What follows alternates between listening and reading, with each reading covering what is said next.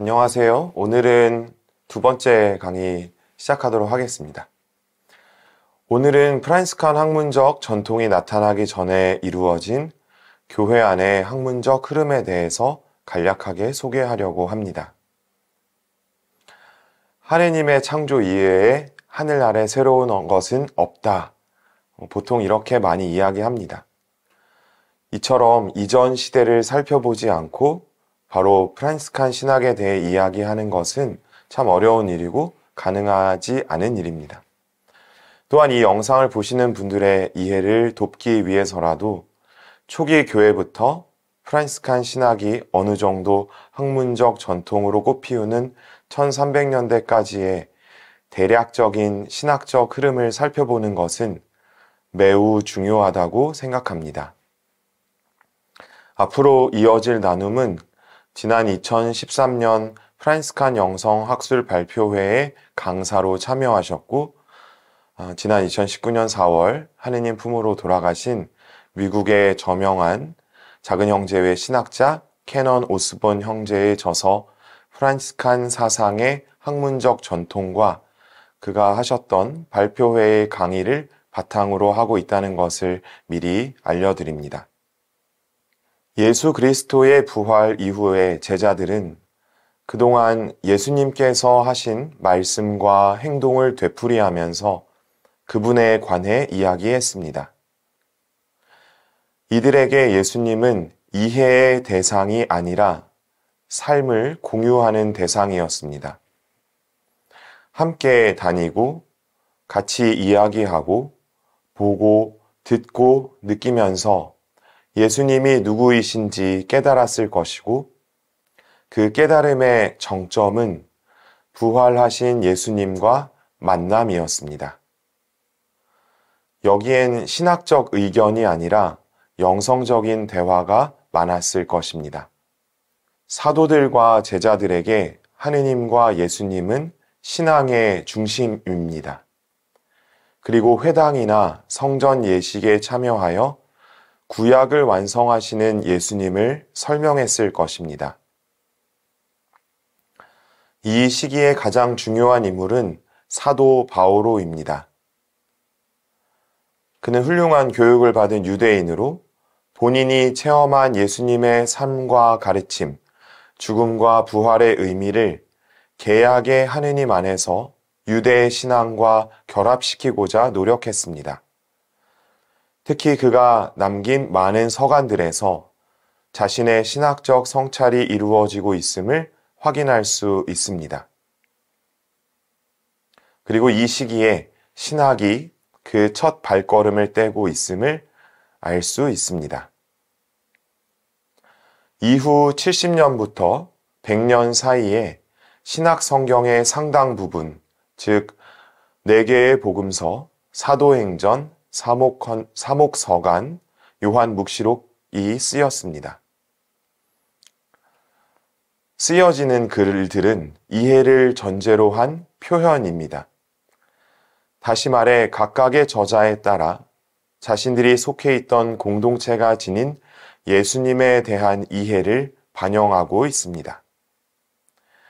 예를 들어 같은 진복팔단 또는 산상설교라고 우리가 부르는 부분은 마테오 복음 5장과 루카 복음 6장에 나옵니다.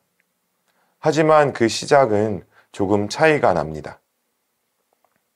행복하여라 마음이 가난한 사람들. 또 다른 부분은 행복하여라 가난한 사람들. 두 복음서의 시작 부분이 다릅니다. 이유는 저자가 다르고 독자층이 다르기 때문입니다. 이 또한 각 복음사가의 신학적 성찰의 결과라고 할 수 있습니다. 이 시기에 집필된 성경을 통해서 초기 그리스도론과 초기 삼위일체 신학을 전해줍니다. 하지만 아직 하나의 그리스도론과 하나의 신학이 있는 것은 아닙니다. 그러나 분명히 여러 그리스도론이 발전하게 되는 초석이 놓였습니다. 이제 100년부터 325년까지를 살펴보겠습니다.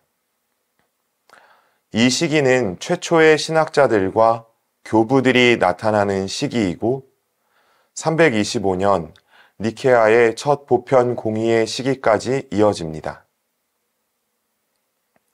이제는 더 이상 예수님을 직접적으로 만난 이들이 남아있지 않습니다.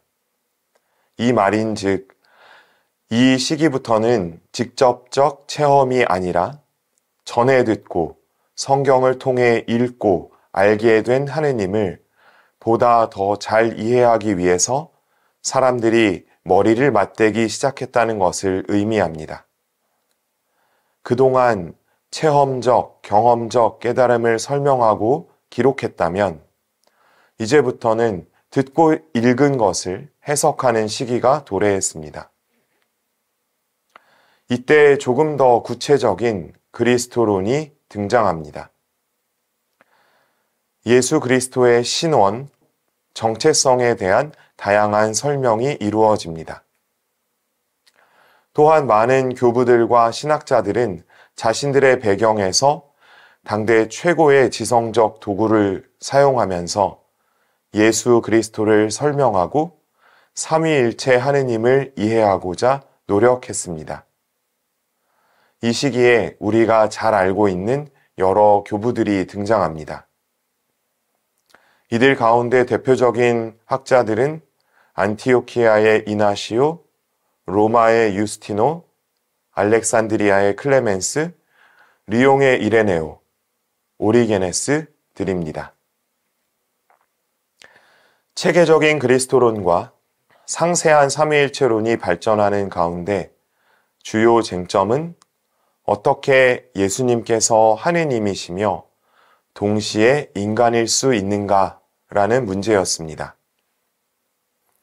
예수님께서 메시아 혹은 종말 직전에 오실 예언자라는 시각은 구약이 가리키는 예언자로 받아들여져서 별 문제가 없었습니다. 하지만 강생, 즉 사람이 되심은 다양한 입장과 시각으로 뜨거운 쟁점이 되었고 무수한 설명이 등장했습니다. 그 가운데 받아들여질 만한 부분도 있지만 그렇지 못한 부분도 많았습니다.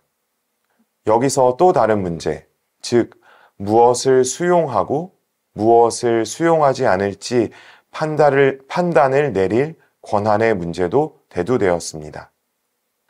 한편 그리스도론과 삼위일체론에 중심이 맞춰져 있어서 신학의 주요 주제인 구원론과 교회론이라는 부분도 별다른 주목을 받지 못했습니다.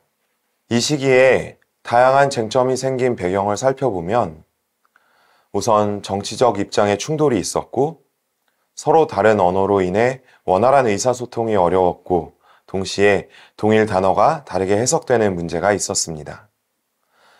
이러한 맥락에서 예수님의 의미를 이해할 때 예수님과 로고스, 즉 말씀 사이의 관계가 토론에서 분쟁의 씨앗이 되었습니다. 한편 이러한 신학적 논의 또는 토론은 신학자들의 전유물이 아니라 일반적인 그리스도인들에 의해 장터나 식탁에서 이루어졌습니다. 이 시기만큼 신학적 토론이 광범위하고 일상적으로 이루어진 적은 드물었습니다. 다음으로 이어지는 시대는 325년부터 682년 사이로 초기 보편 공의회가 이루어진 시기입니다. 다시 말해서 앞선 시대의 일치를 보지 못했던 권한의 문제가 해결되고 우후죽순처럼 등장하던 다양한 그리스도론과 삼위일체론에서 무엇을 받아들이고 무엇을 받아들이지 말아야 하는지가 결정된 시기입니다. 이 시기를 거치면서 현재 우리가 미사 중에 고백하는 신경이 제정되었습니다. 그리고 신학적으로 온 교회가 하나의 교의를 가지게 되었습니다. 우리가 기억해야 하는 공의회들은 다음과 같습니다. 325년에 제1차 니케아 공의회, 381년에 제1차 콘스탄티노플 공의회. 이 두 차례의 공의회를 통해 현재의 니케아 콘스탄티노플 신경이 반포되었습니다. 이어진 431년의 에페소 공의회에서 예수 그리스도의 신성과 인성 문제가 정리되었고, 또한 하느님의 어머니, 테오토코스라는 명칭이 사용되었습니다. 그리고 이어진 451년 칼케돈 공의회, 533년 제2차 콘스탄티노플 공의회, 마지막으로 681년 제3차 콘스탄티노플 공의회를 마지막으로 교회의 그 어떤 공의회에서도 그리스도론에 관한 더 이상의 중대 선언은 없었습니다. 이후 공의회들은 이전의 공의회의 입장들을 단순히 재확인하는 데에 그쳤습니다.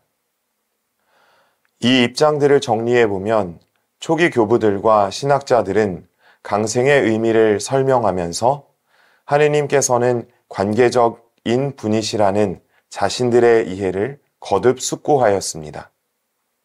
다시 말해 말씀께서 예수님의 인간 본성 안에 강생하셨다고 그리스도인 공동체가 믿는 한 하느님의 진정한 본성은 반드시 관계적인 것으로 보아야 한다고 주장하였습니다.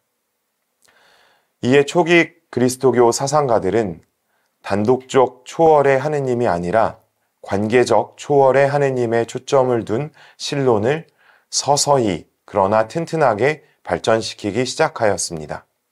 이는 역사적으로 예수님께서 강생한 하느님이시라는 것을 이해하기 위한 신학적 노력이 관계적 삼위일체 하느님의 신학을 태동시킨 것입니다. 이에 따라 삼위일체이신 하느님을 논할 때 항상 삼위일체 신학과 강생의 신학 사이에 본질적인 연결을 상기할 필요가 있습니다.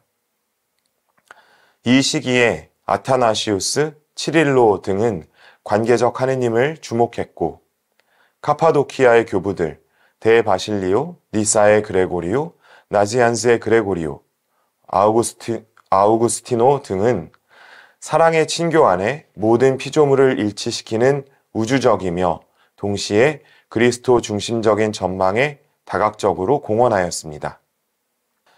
이렇게 초기 교회의 신학적 태동과 발전, 그리고 신경의 반포 및 이후 이루어진 해석의 흐름까지 살펴보았습니다.